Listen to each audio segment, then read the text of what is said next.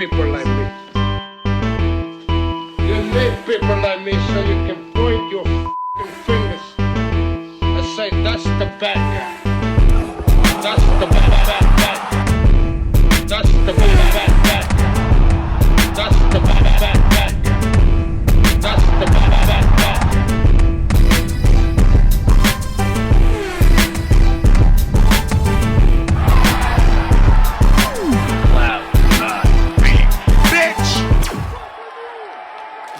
To the mother relay, we're covering today's top boxing news. Okay, we'll start with this. Former two-time WBO super flyweight champion Miyo Yoshida posted this to her social media ahead of her next fight, and it reads, I have a lot of work to do for the match on April 27th, and I am doing my best. The URL of my cheering ticket will be coming soon. Will be announced soon. Please click on the announce link to purchase your tickets. Your support will give me strength. Thank you very much. This is all ahead of what is Miyo Yoshida's U.S. debut, what appears to be a dream for her to fight here in the United States, and she's got an uphill battle. She's gonna have a live one in front of her. She will be facing the United States' own India Smith. You might be familiar with that name. That's the same India Smith that upset the apple cart for Sulem Urbina not that long ago. India was the underdog going into that fight. A prime example of what I tell you guys here on the channel all the time. There's more to boxing than what you see on paper. On paper, India Smith sports a professional record of just 6 wins with 6 losses and 2 draws. Only 26 years old, standing in at about 5 foot even, just 5 foot even. She's not a big super flyweight. But she's a capable one, and she will be opposite the ring former 2-time WBO champion Miyo Yoshida, who sports a professional record of 15 wins with 3 losses, no draws,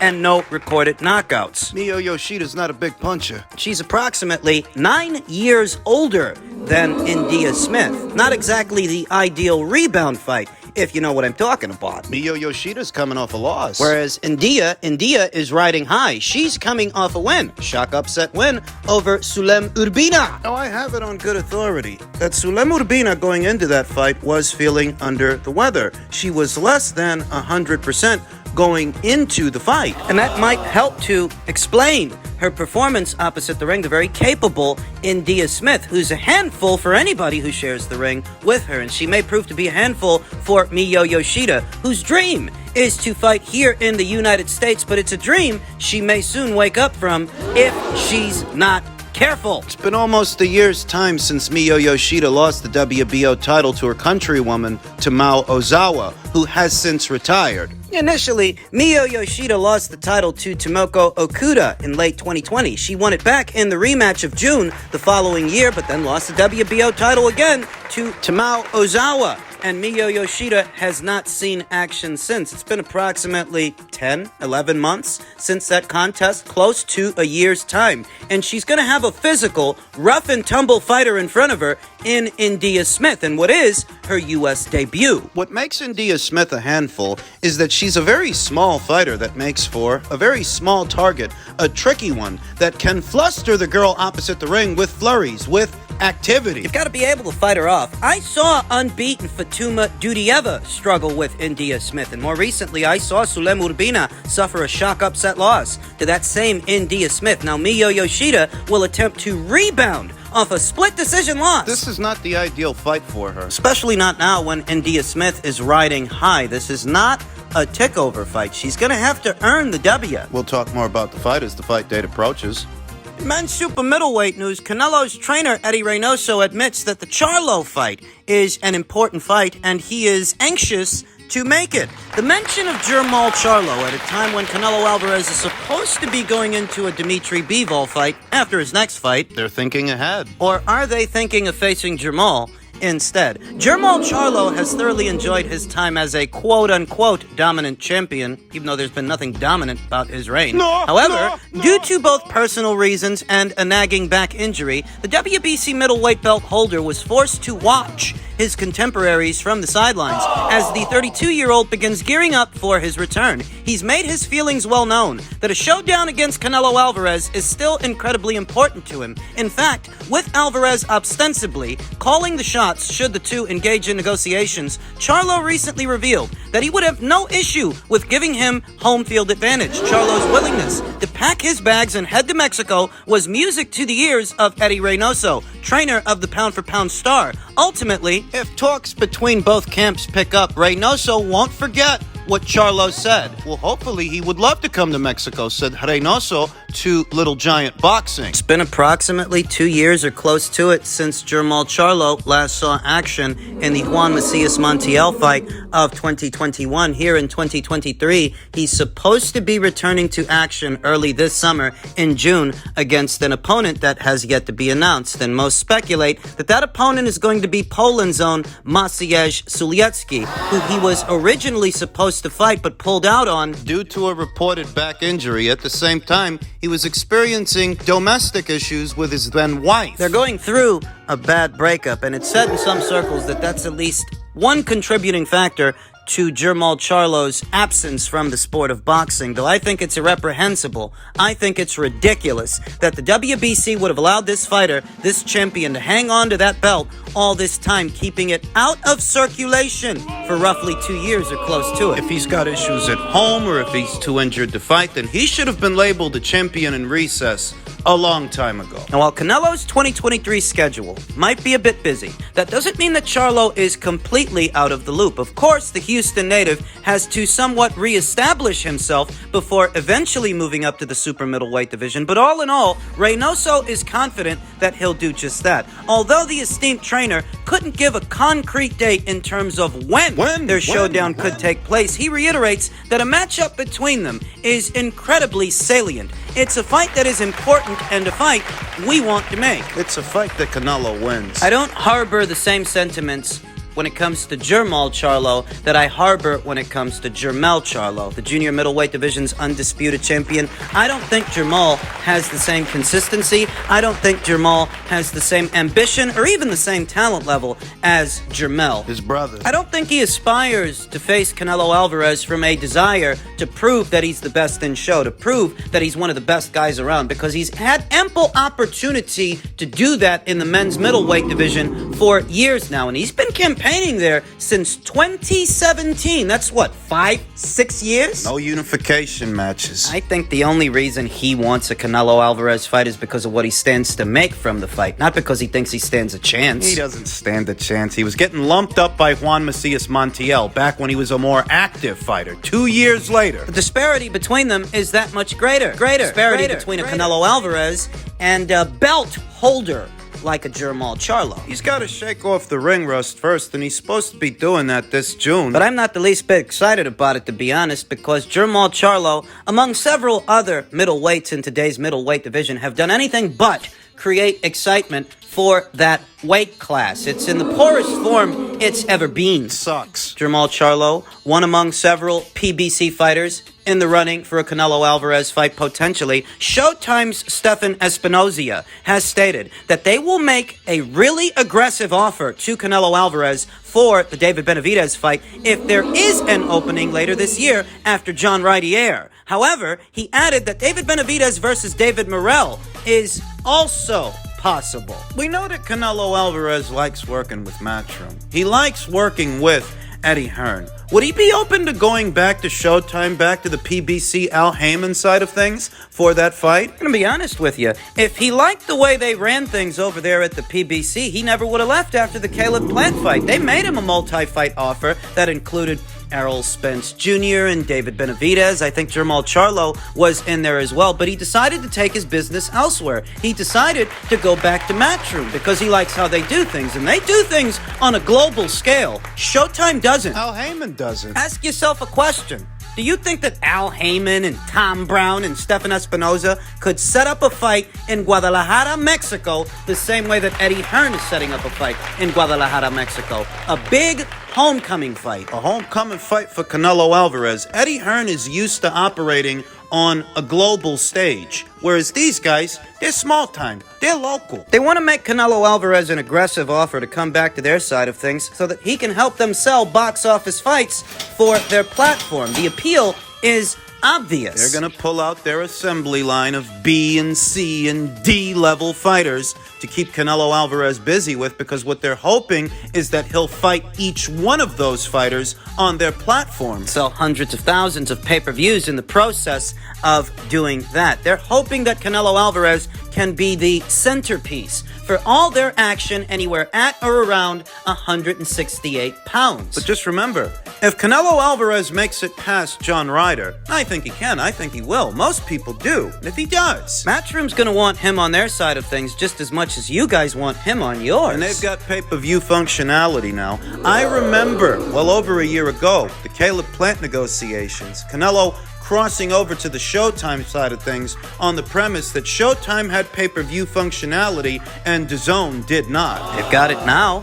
They've staged 2 Canelo Alvarez pay-per-views. The Dmitry Bivol pay-per-view, the Gennady Golovkin pay-per-view, the upcoming pay-per-view with John Rydier. That makes 3. The narrative was that nobody watches boxing on an app. I mean, who's using apps, right? Right. Apps like Netflix and apps like Hulu. Right. That was the indictment levied against the DAZN platform, that you're only going to get a certain amount of eyes, a certain amount of buys on a streaming app, and yet streaming apps are all the rage. Which is what made that whole narrative stupid to begin with. Streaming is the future, in case you haven't noticed. Whereas Showtime are the ones experiencing a tumultuous time, one of several premium cable networks that is downsizing. They laid off something like 120 people. They're in the process of some kind of merger with their parent company, Paramount. In their own words, they said there's going to be belt tightening, and by belt tightening, they meant that certain shows were going to get the axe along with 120 of their employees. Can't propagate this narrative that a premium cable network in this day and age is somehow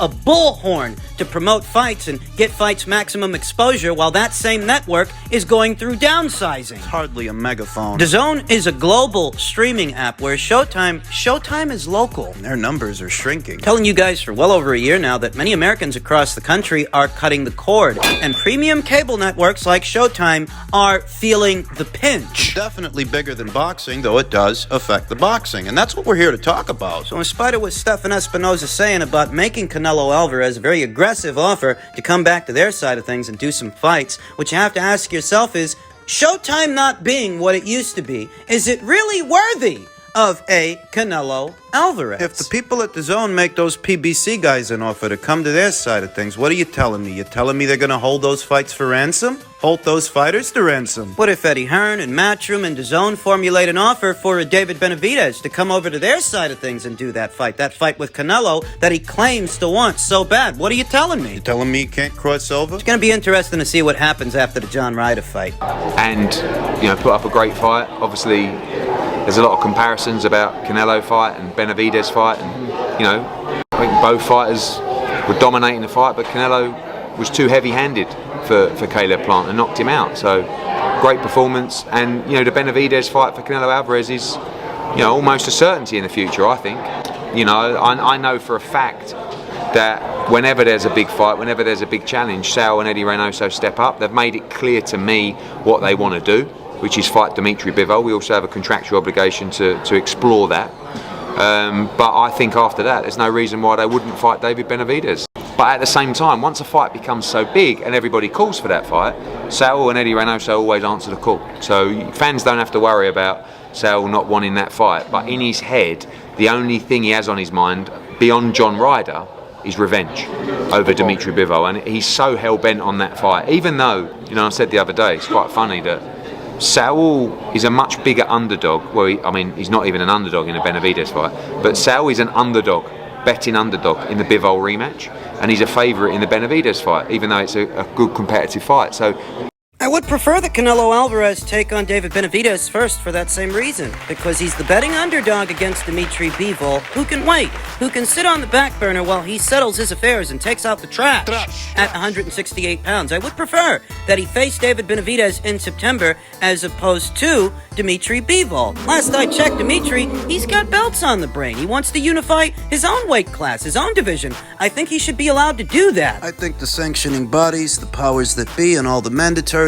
that they may have in the queue, I think they should stand down and let Dmitry continue to raise that division's profile. Let him fight Artur Artur, who's currently under orders to take on Callum Smith. Which is a good fight. It's a good fight, don't get me wrong, but it's not better than the Bivol fight. I've been waiting for that Bivol fight for years, and there's a chance they can do it if the powers that be stand down, and if Dimitri is allowed to do that, to face Artur. Team Artur Better Beef that are supposed to be receptive to that fight, but what are they really doing about it? They're the ones with a mandatory in the queue. They're the ones that are intended to petition for an exemption to that mandatory so the way is clear for a Bivol fight. I think those two boys should be allowed to do that, even if it means sending Dimitri over to Top Rank for just one fight. It's what I think. Eddie Hearn recently spoke to Fight Hype, and the headline in the thumbnail reads, Canelo is the real monster, the real Mexican monster, not some guy from Arizona. The Bivol fight is a more dangerous fight for Canelo than the Benavidez fight. That's why the odds makers have Dimitri the favorite over Canelo and Canelo the favorite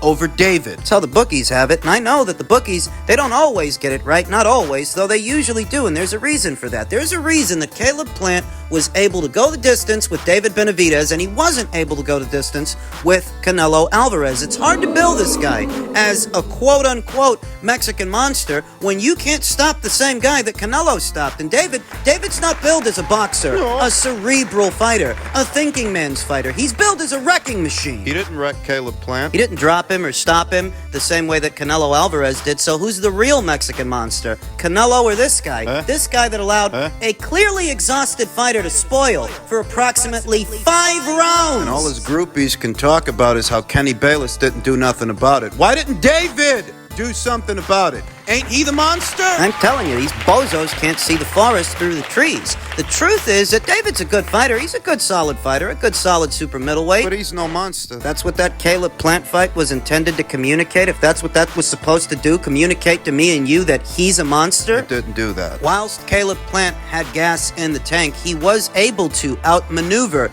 and outfight David Benavidez through the first half of the fight. It wasn't until he gassed out. It wasn't until he got tired that David Benavidez took over, and even then, he couldn't drop the guy, he couldn't stop the guy. But he's supposed to be a monster. Stylistically, I favor Canelo Alvarez to beat David Benavidez. I heavily favor him to beat David Benavidez beyond the John Ryder fight, now that he's had that necessary surgery to his hand, and he's going to take care of business in Guadalajara. I think he should fight David in September. I already gave Canelo Alvarez, based on the styles and the experience of the fighters, I already gave Canelo Alvarez very good odds to beat David Benavidez before the Caleb Plant fight. After that fight, he's even more limited. He seems an even more limited fighter, an even more limited, monotonous puncher than I initially thought. What the hell's he got that Canelo Alvarez has never seen before? Volume? Gennady Golovkin had volume. What? Size? Height and reach? Rocky Fielding, Callum Smith, Caleb Plant, Sergey Kovalev. Canelo Alvarez is quite accustomed to facing naturally bigger fighters than he is. He's not in unfamiliar territory with David Benavidez. So aside from size, what does he bring to the table? What?